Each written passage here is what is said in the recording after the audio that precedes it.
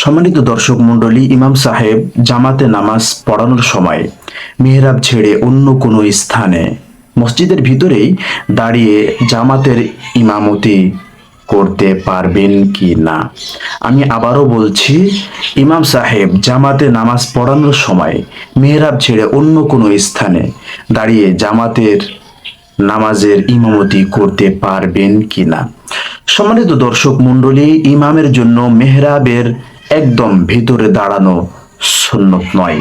আবার বলছি, ইমামের জন্য মেহরাবের একদম ভিতরে দাঁড়ানো এটি সুন্নত নয়, বরং অপারগতা ছাড়া এরূপ দাঁড়ানো মাকরু।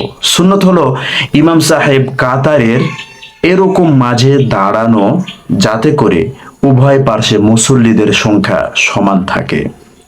যেহেতু মেহরাব কাতারের মাঝে বানানো হয়, সেহেতু মেহরাবে নামাজের স্থানে দাঁড়ালে কাতারের মাঝে দাঁড়ানোর এ সুন্নত আদায় হয়ে যায়।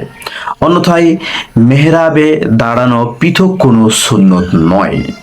সুতরাং ইমাম সাহেব জামাতে নামাজ পড়ানোর সময় মেহরাব ব্যতীত অন্য স্থানে দাঁড়িয়ে নামাজ পড়তে পারবে। তবে শর্ত হলো, ইমাম সাহেবকে এমনভাবে দাঁড়াতে হবে যাতে করে তার দুপার্শ্ব মুসল্লি বরাবর হয়, দুপার্শ্বের মুসল্লিগুলো যেন বরাবর হয় এবং কোনো দিকে মুসল্লি কম বেশি না হয়ে যায়।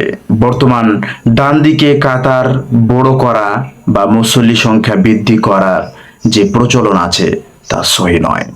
আমাদের অনেক মসজিদে দেখি যে ডান দিকে অনেক বেশি হয়ে যায়।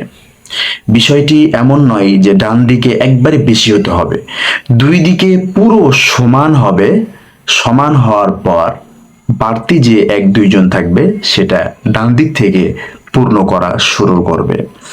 মনে করেন একটি বিষয় যে ইমামের ডান দিকে আছে 10 জন, বাম দিকে আছে 10 জন। এমতো অবস্থায় এক মুসল্লি আসলো, সে দাঁড়াবে কোথায়? সে তখন ডান দিকে দাঁড়াবে। বিষয়টি এমন, কিন্তু এমন বিষয় নয় যে বাম দিকে 10 জন দাঁড়াবে, ডান দিকে 12 জন দাঁড়াবে। সম্মানিত দর্শক মণ্ডলী, সব সময় লক্ষ্য রাখতে হবে দুই দিকে যেন সমান থাকে। তবে যতটুকু বাড়তি হবে, বাড়তির ক্ষেত্রে সেটা যেন ডান দিকে বাড়তে হয়, এদিকে আমাদেরকে লক্ষ্য রাখতে হবে। সম্মানিত দর্শক মণ্ডলী, আশা করি কাতারের বিষয়টি এবং মেহরাবের বিষয়টি, যে ইমাম সাহেব কোন জায়গায় দাঁড়াবে, বিষয়টি আপনারা অবশ্যই বুঝতে পেরেছেন। এতক্ষণ আমাদের সাথে থাকার জন্য অন্তর থেকে জানাই বারাকাল্লাহু ফিক। আসসালামু আলাইকুম ওয়া রাহমাতুল্লাহি ওয়া বারাকাতুহু।